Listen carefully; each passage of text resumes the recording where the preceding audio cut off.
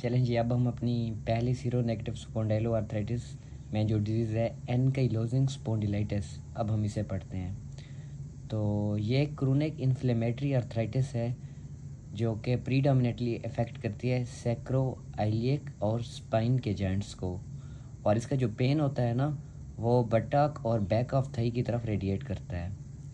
ठीक है, और इसकी क्लिनिकल फीचर्स क्या हैं? ये मेल डोमिनेंट है 3:1, और age second to third decade में होती है ये, और इन्फ्लेमेटरी बैक पेन होता है इसमें, और लो बैक पेन होता है ड्यू टू सैक्रोइलिटिस, और इसका निमोनिक क्या है? आई पेन।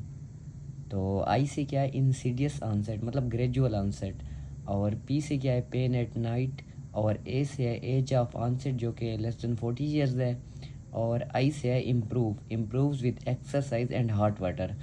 अब आप देखते जाएं कि जो हमारी रूमेटॉइड आर्थराइटिस थी वो एक्सरसाइज से इम्प्रूव हो रही थी, लेकिन जो ओस्टियो आर्थराइटिस थी वो एक्सरसाइज से ख़राब हो रही थी और रेस्ट करने से इम्प्रूव हो रही थी। तो ये जितनी भी आर्थराइटिस ना, ये सब के मतलब डायग्नोसिस के लिए डिफरेंशिएटिंग पॉइंट आपको पता हो, इसकी रेस्ट से कोई इम्प्रूवमेंट नहीं होती। ठीक है, ऑस्टियोआर्थराइटिस रेस्ट से इम्प्रूव होती है। अब मॉर्निंग स्टिफनेस, इसकी बेस पे बहुत डायग्नोसिस बनती है। जो एनकाइलोजिंग स्पॉन्डिलाइटिस है इसमें मॉर्निंग स्टिफनेस 30 मिनट की होती है, या greater than 30 minute, around about 30। और जो हमारी ऑस्टियोआर्थराइटिस थी उसमें 30 मिनट से कम होती है, 15 मिनट की होती है।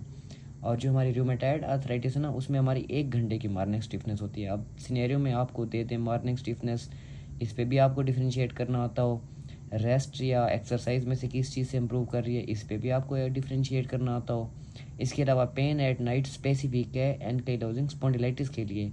अब हमारी जो और डिजीज थी ना, जो रूमेटॉइड आर्थराइटिस ऑस्टियोआर्थराइटिस थी, उसमें अर्ली मॉर्निंग पेन होता है। अब ये आपको फ़र्क पता हो। और एज ऑफ ऑनसेट, अब ऑस्टियोआर्थराइटिस 40 साल के बाद होती है, और इवन के जब मेंस्ट्रुअल साइकिल स्टॉप हो जाए, मोस्टली फीमेल्स में होती है, तो 50s के भी बाद होती है। अब रूमेटॉइड आर्थराइटिस मिड एज में होती है, वो 20s और 30s में होती है। अब ये भी 40 से पहले होती है, 30 to 40, मतलब सेकेंड एंड थर्ड डेकेड में होती है, जैसे रूमेटॉइड आर्थराइटिस होती है सेकेंड एंड थर्ड डेकेड में। इसके अलावा ना, इसमें जो हमारा लंबर कर्वेचर है ना, उसकी फ्लैटनिंग होती है, जो कि नॉर्मली थोड़ा सा कर्व्ड होता है, ये फ्लैटन हो जाता है इसमें, और हमारी चेस्ट एक्सपेंशंस डिक्रीज हो जाती हैं। इसके अलावा है peripheral arthritis, it is present in 40% of patient with ankylosing spondylitis. It is asymmetrical arthritis affecting large joints, और लोअर लिम्ब की इन्वॉल्वमेंट अपर लिम्ब से ज़्यादा है। ये रूमेटॉइड आर्थराइटिस से डिफरेंशिएटिंग पॉइंट है, उसमें हैंड्स इफेक्ट होते हैं, स्मॉल जॉइंट्स इफेक्ट होते हैं। इंथिसाइटिस मैंने बताया कि inflammation at that site where tendon and ligament attach to bone. तो ये इसका प्रोमिनेंट, ये सारी सीरो नेगेटिव स्पॉन्डाइलो आर्थराइटिस की प्रोमिनेंट फीचर है। अब कौन सी साइट्स हैं ऐसी जिसमें टेंडन और लिगामेंट बोन के साथ अटैच हो रहे हैं? एक तो हमारा एक्लीज टेंडन है, ठीक है, और prepatellar, elbow epicondylitis, plantar fasciitis, ये वो जगह हैं जहाँ पे एंथीसाइटिस हो सकती है। अच्छा, अब इसकी एक्स्ट्रा आर्टिकुलर फीचर्स कौन सी हैं? मैंने आपको बताया था कि यूवीआइटिस सारी सीरो नेगेटिव स्पॉन्डाइलो आर्थराइटिस की फीचर है।